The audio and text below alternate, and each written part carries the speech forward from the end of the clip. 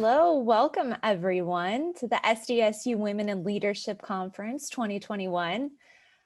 We are going to wait just a few minutes while we are allowing all of our participants to join us today for Entrepreneurship and Branding Building Workshop with Sivan, Ayla Richards. So just as you're joining, we want to thank you so much for attending. This is the 7th event in the Women's Conference, the 5th annual Women in Leadership Conference, generously supported by the Ozinski family since 2017. So while we wait for everyone else to continue to join us, thank you so much again for participating, whether it was today, the great events we had this earlier this afternoon with Katie Sowers. If you've been enjoying the panels, certainly today during our event, please put your questions into the chat. We hope to get to as many of them as we can, but I look forward to a great conversation. So I would love to thank you again, everyone, for attending. We are so lucky and so privileged to have Sivan Ayla Richards. She is a digital entrepreneur. She is a lifestyle blogger, co-founder of the beauty brand Lux Unfiltered, and creator of the swim and sportswear brand Tan and Lines. She's also a recent new mother of 2, and she is a wife, a household maker, provider, lifestyle just guru. So thank you so much for joining us today, Sivan. It's so wonderful to have you. Thank you so much for having me. I'm honored to be here. Yes, so given the time frame that we have, we're just going to jump right into it if you are okay with that. Yeah. So lifestyle branding is a fairly new concept and profession. What was the original career or life goal you had growing up, and what have you learned by following or not following that path? So when I was in school, I really had no idea what I wanted to do. As a creative, I feel like you want to kind of immerse yourself in a million different roles. And I feel like that could often be a struggle. For me, it definitely was. I didn't have a clear-cut path to what I wanted to do. I was never the kind that knew I wanted to be a lawyer or a doctor or something really straightforward or traditional.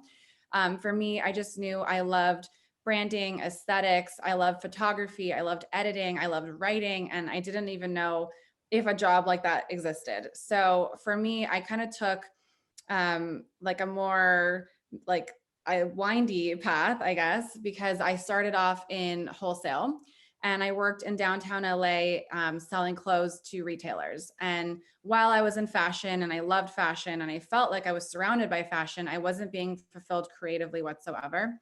And there's a few things that led to where I am now, but essentially what happened is I had an opportunity to leave that position. The designer I was working with actually went under, and I had to decide if I was going to go back into that same career or make a completely different shift. And at the time, I was young. I was like 23.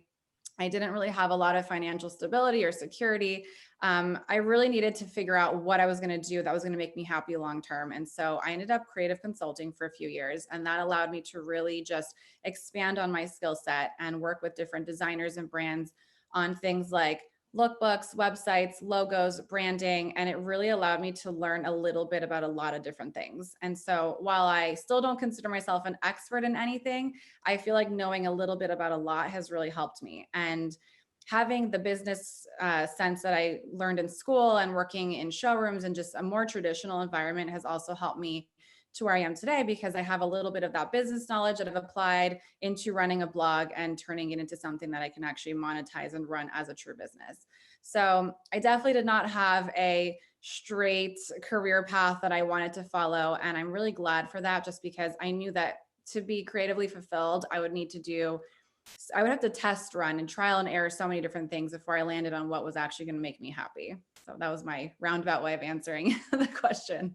No, and I'm so glad you answered that way. I think that so many students think that after you graduate, you have your career and it's linear, and it Yeah. certainly isn't, as you've explained. So thank you for sharing your path and your journey with us. Yeah. My next question, lifestyle branding is a developing line of work. You're in the first wave of people to base their business on things that you love and do every day. You help others with their daily decisions and inspire simply by being.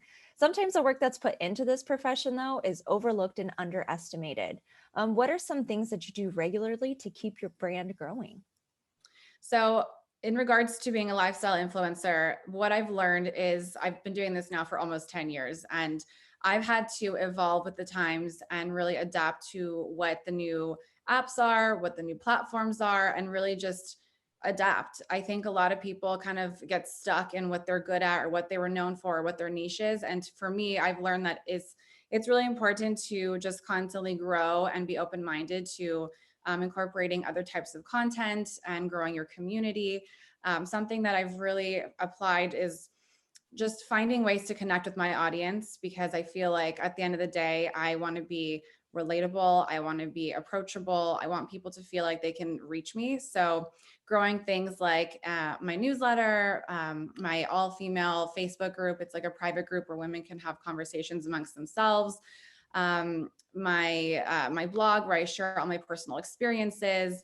I have an email dedicated to just any questions people have that they can't reach me via DM or comments. Sometimes it gets a little overwhelming on Instagram, but I just feel like you have to be reachable, you have to be approachable, and at the end of the day, relatable. So I just feel that finding ways to grow your community and evolve with the times is really important to constantly growing your brand as Great.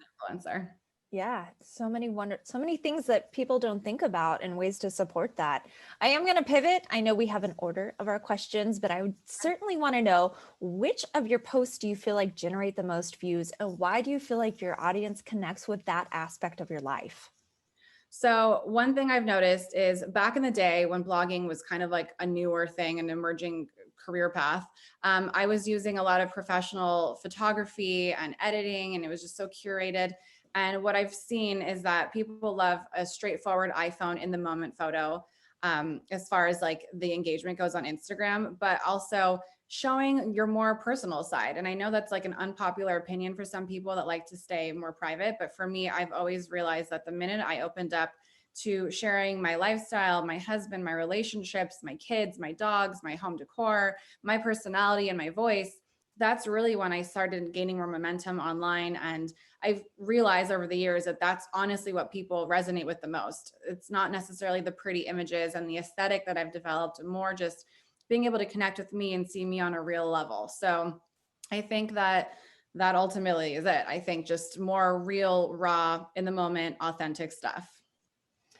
I will reflect that that's exactly what your brand does. I was digging through your Instagram and I saw this little caption or side segment of your daughter, Capri, saying, probably not the best word. It started with S and it was 4. And I was like, yes, my kids aren't the only one where that was some of their first words. So I appreciated that rawness, and it made it feel normalized for me as a mom.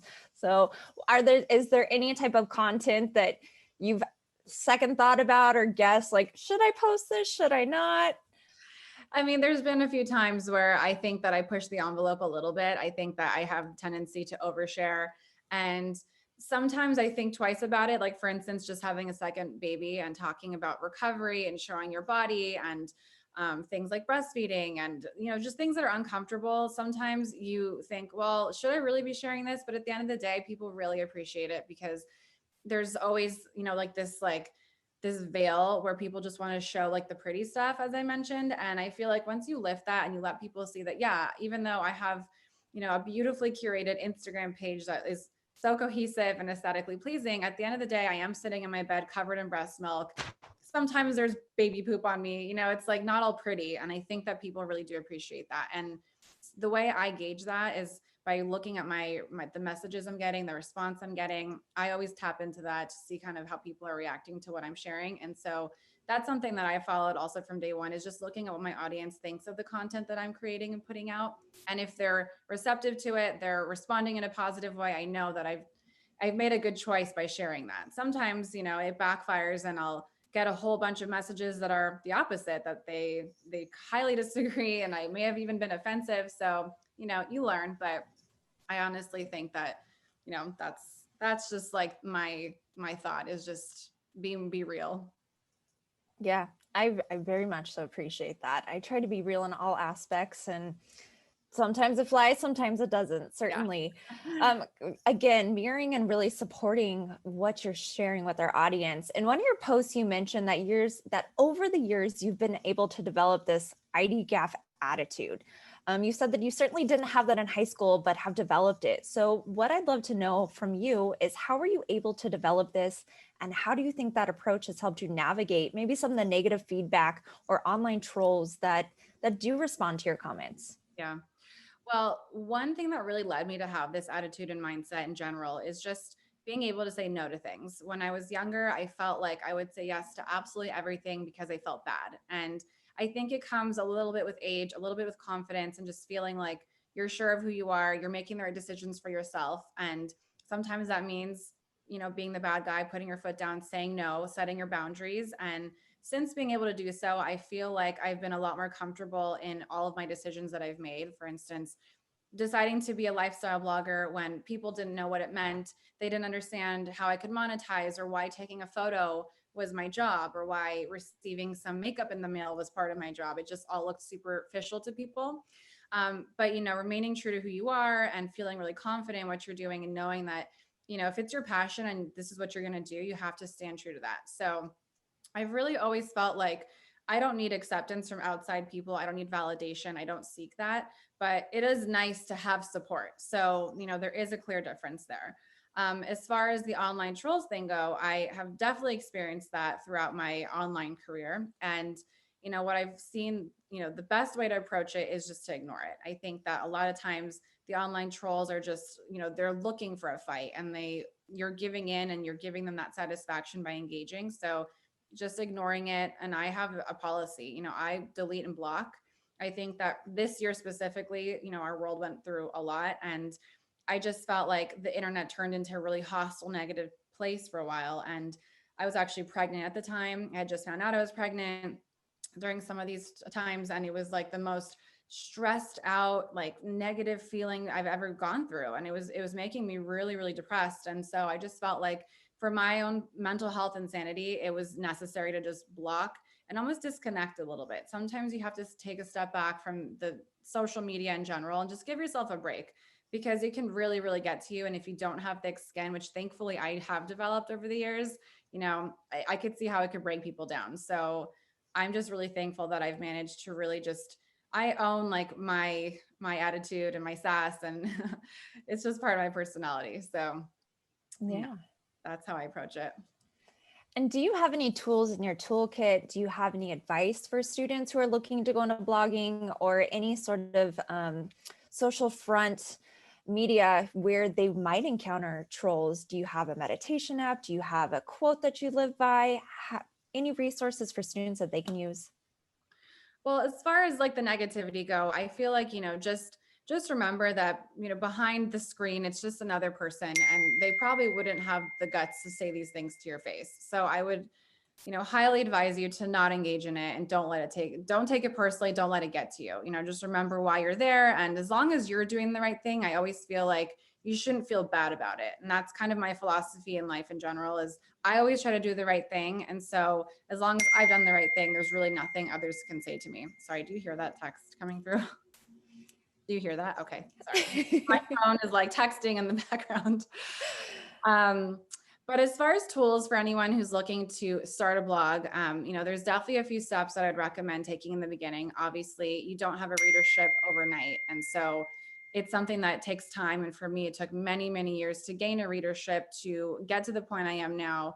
And so some of the things that I would recommend is signing up for an affiliate program, for instance. And that's basically a way to monetize your blog using trackable links that you can see analytics. It tells you, what converted, what people are buying.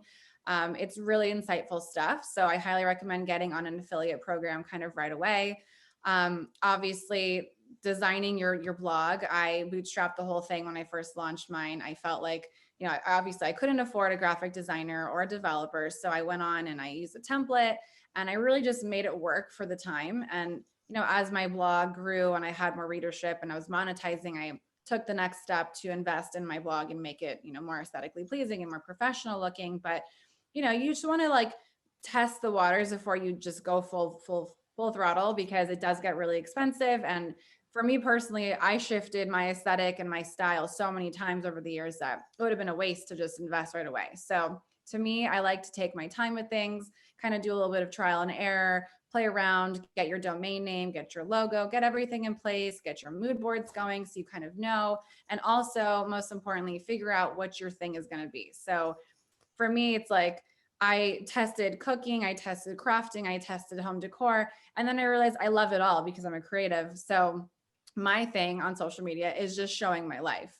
And in within showing my life, I show you little things that along the way, little tips, tricks, hacks, product reviews, all of it. So I think it's just kind of having a clear vision of what you're good at, what you're passionate about, what you're not going to get burnt out on. And so that ultimately is what makes your blog successful, is when you can create product organically and naturally.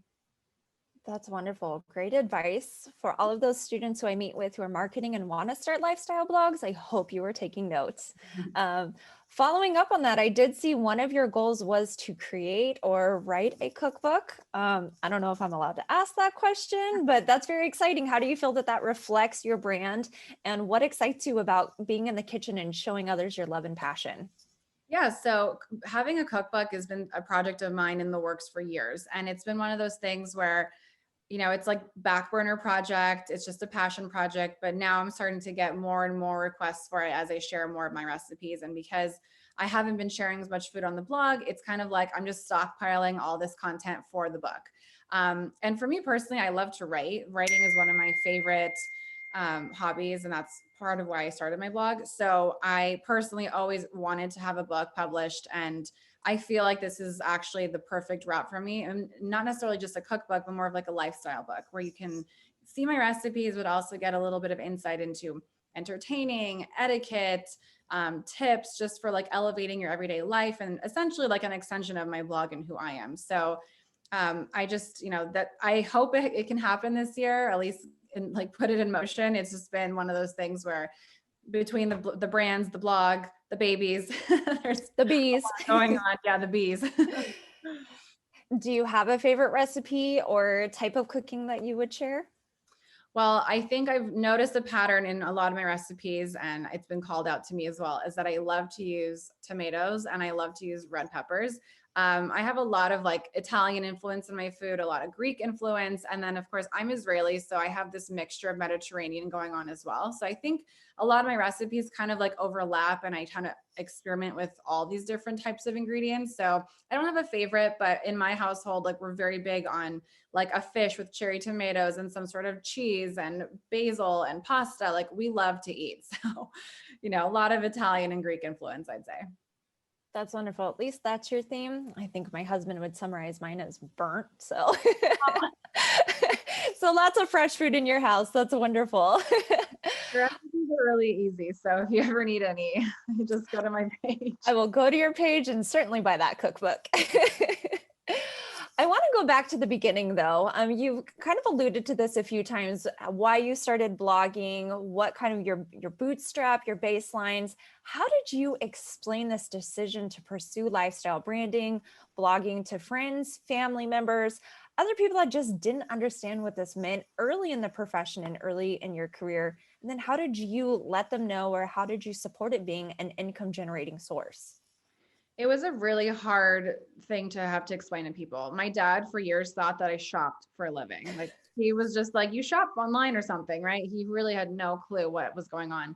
My mom still doesn't fully understand. She says my blog when she refers to Instagram or anything that I do. She's like, your blog, right? Like it's still like a really hard concept to explain. And sometimes I find myself like, if I go to the post office and someone asks me what I do, I like freeze. I'm like, am I a blogger? Do I own a company? Am I a designer? Like, what am I? It's like I almost have an identity crisis because I've just made my own career. I've made my own roles, and it's not a traditional, conventional job. So it is a little bit like, it's almost like I'm a little bit insecure about it because there's not one word that describes it all. And sometimes when you make up a role like influencer, some people don't know what that is over a certain age. So it's tricky, but the way I've had to explain it is, I basically have a website where I share my life and I promote products that I use in my life to monetize. And that's essentially how you get paid as a blogger. You asked how I took the risk in becoming a full-time blogger and how did I start monetizing? Well, basically what was happening is I was creative consulting and running my blog full time simultaneously. And my husband was like, you're spending so much time on this blog for what? If you're not going to do this full time, we got to have a conversation here because it's taking up so much of our time together as well. So at the time, I was still super small. Like we're talking maybe 20,000 followers. I wasn't making a lot of money, but I was getting little deals here and there. I was working a lot on trade with designers just to kind of get my name out there, get the exposure. And essentially what we came to realize is if I wasn't going to commit 100%, it was going to be a waste of my time. And I did it purely as a hobby. I didn't start it from money. I didn't start it to be my job. I didn't start it to get famous, nothing. So I never really went into it having a plan for what the vlog would turn into. But once I realized how much I loved it and how it truly became my passion, it was really obvious to me that I needed to give it a real shot. So I ended up cutting off all my clients from creative consulting. It was really risky. But my husband was like, okay, I'm going to let you have this moment. I got you. And having that kind of security blanket was really comforting. It wasn't anything crazy. He was still in law school, but it was like we were going to make it work just to kind of give me an opportunity to see if this could turn into something. So it wasn't for many, many years that I was able to actually support like a real life off this blog. So it's not something that I would expect to happen overnight. Even in the first couple of years, I'd say. I think now more than ever, it's so saturated and competitive that it could be really, really tricky. But not to say that that's not like a reason to start one. Absolutely not. I don't think it shouldn't be a deterrent. Great. And you speak so much in the beginning about having that support. I think I read that your husband did a lot of your photography in the beginning and you have that his and her section. How important is it to have that support network when you are launching something like this and just having, if not one person, but a whole team in your corner? I think it's always really, really nice when you have, your support system. For me, like I think one of the things I'm the most grateful for and so blessed for is having my support system within my blog, within my brands, within my personal life. I'm really, really lucky to have so many people in my corner cheering me on. And I think that, even if it's just one person that you can kind of like enjoy and celebrate with, that's just super important. And it just feels really nice to be able to have someone to share that with.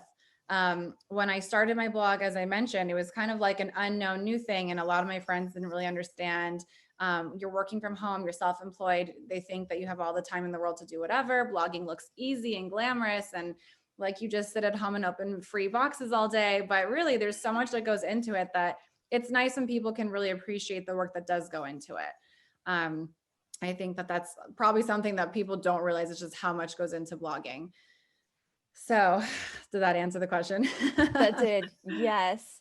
Now, when you talk about just opening boxes, and I think people do have that misconception that you're just sent free things all the time. And if you choose to use it, great. If not, do you have pressure to market the products that company PR people send to you? And how do you evaluate the different things that you promote?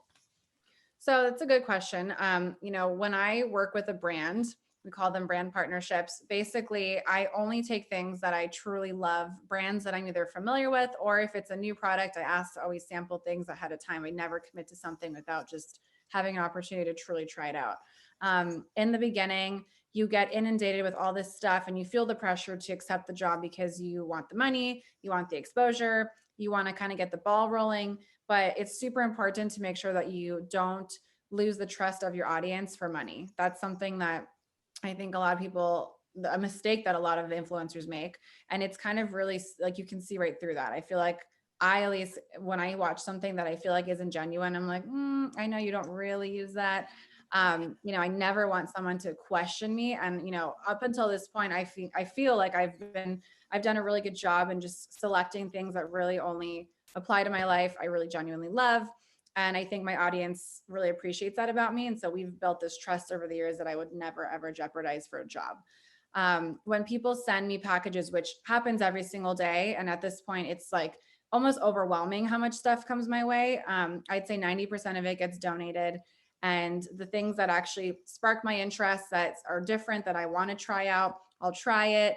If it's just, just purely just for promotional purposes for you to get it as a gift, you don't necessarily have to post it, but sometimes, it's nice to kind of like pay it forward and give that brand a shout out because, it means something to them to send the package and get that mention on your stories. I understand the value in that. So, and as a brand owner now, on the other side of it, I appreciate when I send someone a gift and they want to post it. So I like to repay the favor. But as far as feeling the pressure to show absolutely everything or take absolutely any job coming my way, absolutely not. I would never do that. I just feel like there's no, it would be impossible to take all that on, but it's just also not the right thing to do if you want to like truly gain the trust of your audience. That's wonderful. I'm hearing a theme: trust, honesty, transparency. I And love that. So, given all the brands and all of the products that you're sent, what inspired you to continue your brand through product launch and development? so the original thought was that I needed to create longevity in my career. As much as I love blogging, I love to write, I love creating, I just didn't envision myself as, a 50-year-old blogger. And, more power to all the women out there that are doing it at that age. But for me, I just felt like I don't see that for myself down the line. I could see myself still writing and sharing things, but standing on the street corner and taking outfit pics wasn't it for me. So Instagram was never my end game. And I knew that. So I started talking about creating a product a few years back with my husband, and I really didn't feel confident in launching anything at the time just because, even to this day, I don't have a huge following. There's people with millions of followers out there. And while I do have a good following and they're super loyal and engaged, it's not a number that you think, oh, that's like for sure going to sell out. So it really took a lot of lead up to my products to really feel the confident in releasing them. But essentially why I created my beauty brand Lux Unfiltered was because a lot of people were asking me all the time how I'm so tan and how I edit my photos. And it was like ironic because my answer was the same for both. It was I was editing myself to look more tan. And instead of being a fraud, because I wasn't that tan, I was like, I should create something that I actually would use and love that I could achieve this color. So through development, working on, I don't want to go into like my spiel because I'll sit here and talk to you about self tanner for hours, but essentially I wanted something that was hydrating, natural looking, easy to apply, smell good, wasn't going to ruin your clothes. And so I developed this product with my husband, and that's kind of what started the entire idea. So it was to create career longevity for me, something that could really grow, something that I could pivot from just blogging full time into, a product. And then Tan Lines is my sport and swimwear line that I started because I couldn't find a single simple baby girl's bathing suit to go on a trip when she was like 3 or 4 months old. I was really struggling to find something that wasn't frilly and like pink and glittery. It just wasn't my style. So I thought there is definitely a gap in the market in kids swimwear. And that was what started Tan Lines. And then eventually it evolved into, well, I like to wear bathing suits on vacation, and I wear activewear, 7 days a week, and now sweatpants 7 days a week. So it basically has become an extension of my lifestyle in Los Angeles and when I travel. And that's why I call it Tan Lines by Sivan, and my name is associated with the brand, is because it really is an extension of me. Whereas Lux Unfiltered is more, it's like its own identity. It's a little bit more elevated, a little bit more sophisticated. And I don't always want to depend on me as an influencer to promote it. So that's kind of like the differentiation between the two brands and why I started each of them. Yeah. I'll admit, when I first started looking at your content, that was my first thought. I was like, oh my gosh, she is so tan. How does she do that? And then I was trying to develop questions, well, how do you edit your photos? And then you do say in a video, I edit my photos to look tan. So then I saw your number 32 that you launched on your 32nd birthday. I was like, done. I have to do that. Yeah. Is there a product that you use in your daily routine? A certain pair of, maybe something that you design that you wear daily? What's your go-to? As far as product goes, my favorite product that we've developed so far is our number 12 bronzing face drops for Lux Unfiltered. Basically, I love it because it enables me to not have to wear makeup every day. Now that we're at home so much, working from home, but Zooming still, I feel like it just makes me feel more confident when I have a little bit of color. I feel a little bit more healthy, and now sleep deprived, it helps, give you a little bit more of an evening skin tone color.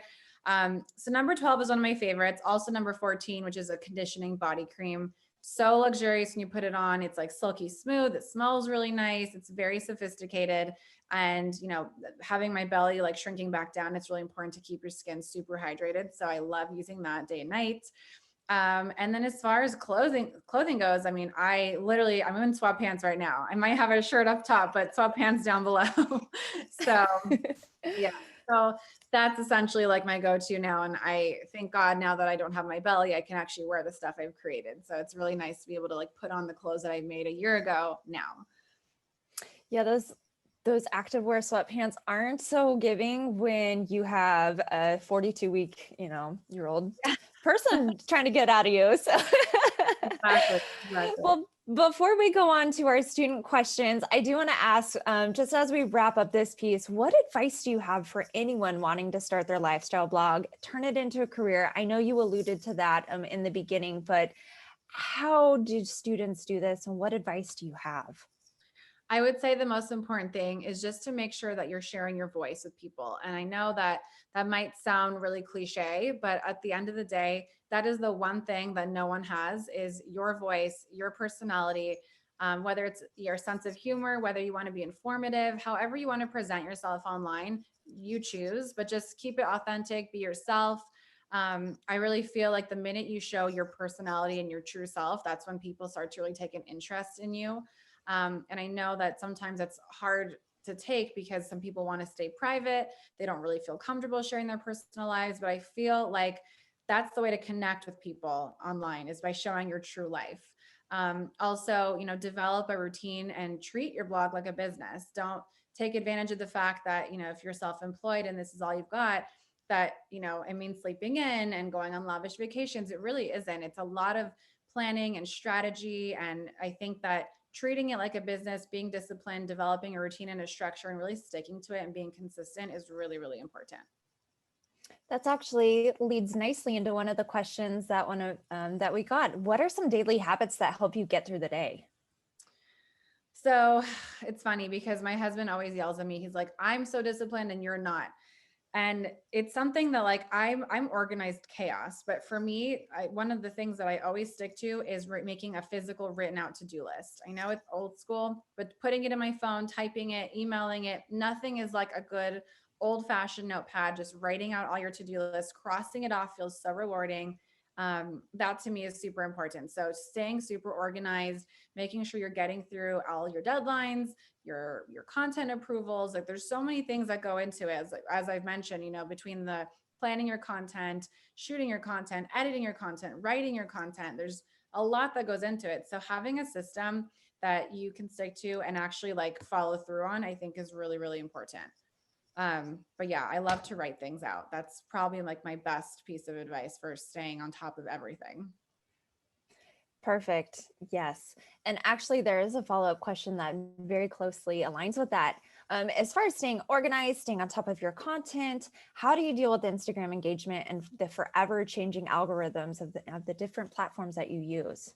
So it's interesting you asked that because there is currently something going on Instagram where every time they release a new feature, they kind of mess with the algorithm. And I've learned from years ago going to an Instagram seminar that they say that once Instagram releases a new feature, they really are pushing hard for you to use it. So any content shared using that feature is going to get pushed out more than anything else. So right now, I think it's called live chat rooms or something. It's basically, it sounds like it's a competitor to Clubhouse. And so, that's currently the it feature on Instagram to use. Before that, it was Reels, which was competing with TikTok. But I'd say diversifying your content and making sure you're creating a little bit for every single feature is probably the best way to get pushed out by Instagram. Back in the day, we had the Explore feed, which was how I grew. When you created unique content or something interesting or something that gauge a lot or got a lot of engagement right away, they would push you on the Explore feed and you would be featured across a ton of other accounts that's how you'd get discovered. Now you really have to be like strategic about things and create content specifically for different platforms, for different features. The algorithm has never really been a thing that I have like beef with because I feel like I just stick in my lane. I show my stuff on my stories and I kind of like, I figured out like what my audience is into. But now I feel like they're trying to shift everyone's focus away from the story. So it's kind of getting on my nerves a little bit. But I always say like, that's why it's really important to be open-minded and always evolve your content and be willing to kind of adapt because you never know what's going to happen. Instagram could change everything. They could pull the plug tomorrow. So you want to just make sure that you're like staying up like in the know with what's going on and following the trends. Perfect. Thank you for sharing that. Um, Another great question came from Bella. How important do you think it is to promote mental health, women empowerment in your blog? I do think it's a really important topic, especially because there's so many online trolls, as we discussed. Instagram or any online platform really can be super toxic. Um, I have just been very, very lucky to develop this thick skin that I don't really allow it to personally affect me like that. I think that if you have a story to tell, if there's any way that you can use your platform to spread a good message or just awareness, I think it's really important to do so. It can be really tricky though, because if you start opening up your platform for those kinds of topics, a lot of times people will come back to you expecting for you to comment on every single topic. And that's something I've experienced personally. I like to keep certain things private in my house, and I've been attacked so many times because I've chosen to keep certain things private and just for myself. Because even if you give someone, even if you do share your approach or your opinions or whatever it is, your perspective, there's going to be a whole slew of people that disagree with you. And it's just something that I don't want to subject myself to. So I do feel like sharing mental health, and if you have, valuable information to share about that, even if it's just your own experience, I would say do it. And do you feel like how you've approached mental health and women's empowerment has shifted as you become a mother of one, and then a mother of two? Yeah, absolutely. It was, when I had my daughter, everything changed for me. I suddenly had a whole new appreciation and mindset for so many things. I mean, it really just like things suddenly like hit you differently. You hear stories before you have kids, and then you hear the stories after you have kids, and you're just like, you're in tears. It's honestly crazy how having kids just changes your perspective on everything. But, as a mother, I always like to think, how are my kids going to perceive me when they're older and they go back online and look at my blog? Or if there's any sort of trace of Instagram, then what are they going to think when they see me? And I want them to feel proud. I want them to feel like their mother was, creating something positive and spreading a positive message. And so, now that's always in the back of my head. Now I'm a mom. I have to be respectable, and I want to say and do the right thing. Yes, definitely. Have you watched Bambi since you've been a mom? That's a tearjerker. Oh, I don't want to. Oh, don't do it. I don't suggest it. Yeah. Who is your biggest inspiration, regardless of whether it's your blog, your lifestyle? Who is your biggest inspiration and why? Oh my gosh, that's a really hard question. Um, wow, biggest inspiration.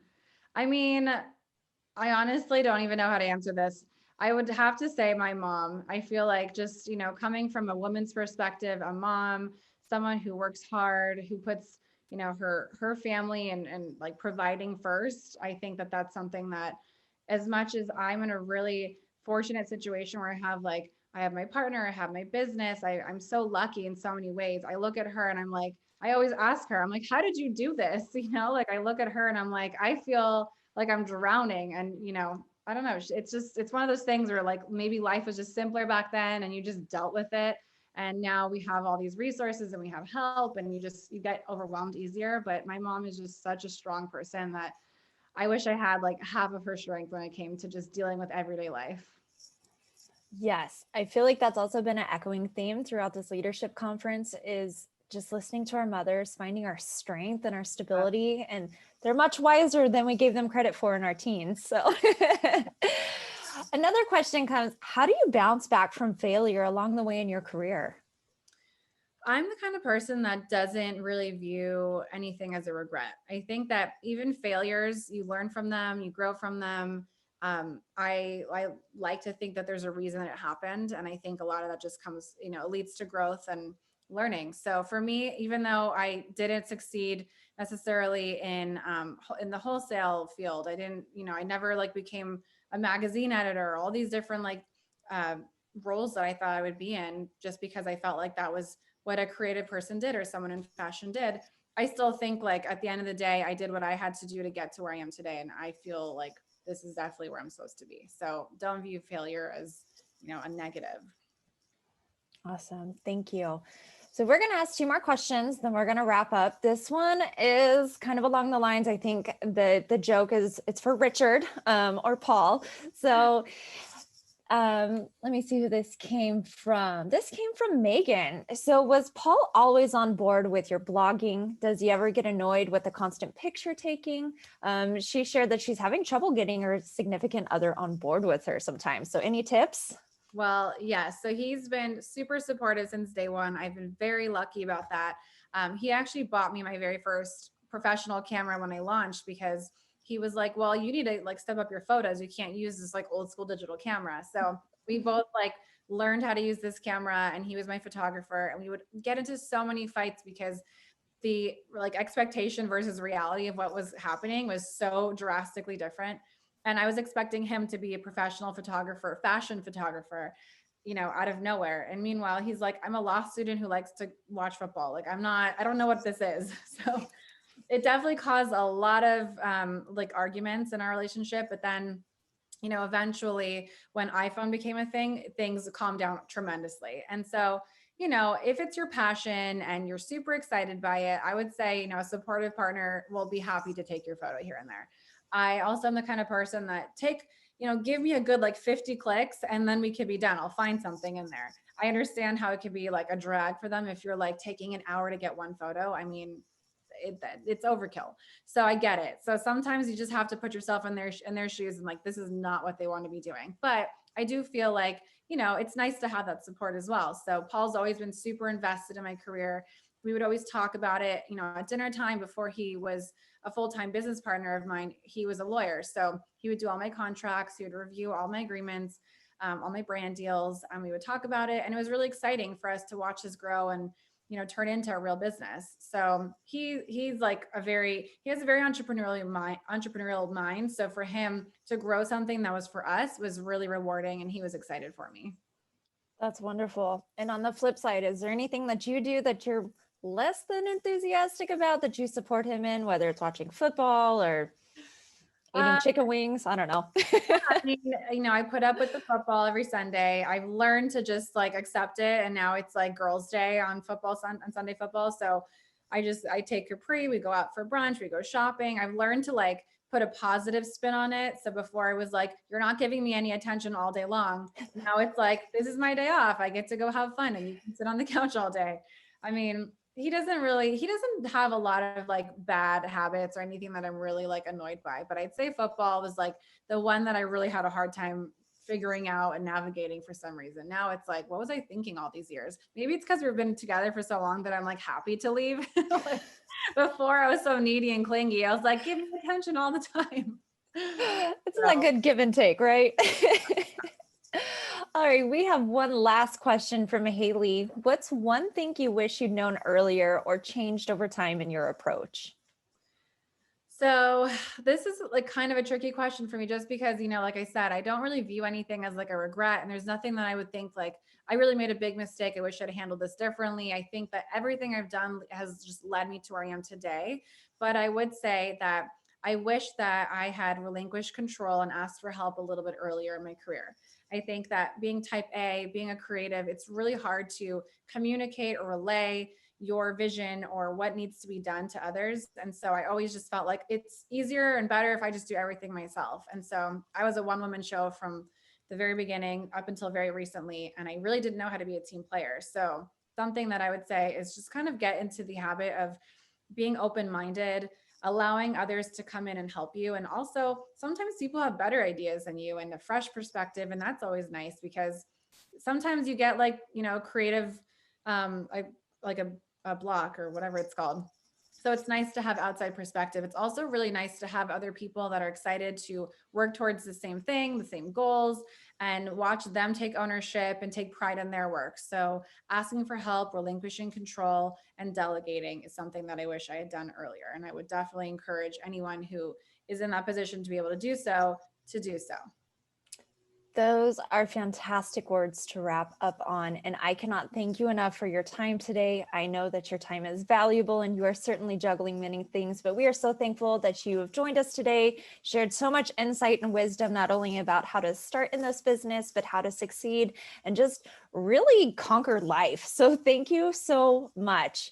We do want to just again, thank you so much for all the guests that attended today. We encourage guests to not only follow Sivan, but also the event Instagram Instagram, We Inspire SDSU, for future event updates. There is going to be a survey dropped in the chat. If you could please complete the survey today in order to be entered into a raffle for an iPad, SDSU merchandise, or Pure Vita merchandise, and more. So with that, we are going to conclude today. Thank you so much again for everything that you've shared with us. Again, follow Sivan. She's on Amazon, she's on her blog, she's on Instagram, all the things. So thank you. Thank you. All right, have a good night, everyone. Bye-bye.